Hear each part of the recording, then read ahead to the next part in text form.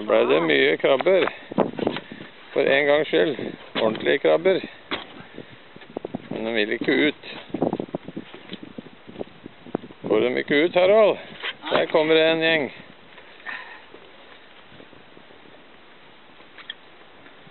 Tar du dem, Aslaug? Hiv dem i bøtta. Bare ta dem i beina.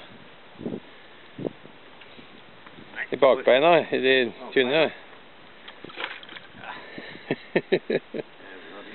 Ja. Å Gud, den holder seg fast i en annen. Det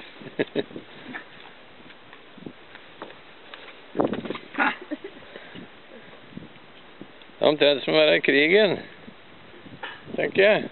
Den lille der må du tåre ta være eller meg. Nei, jeg liker ikke det dyra.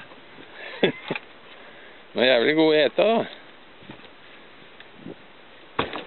Kjempegodt. Faen.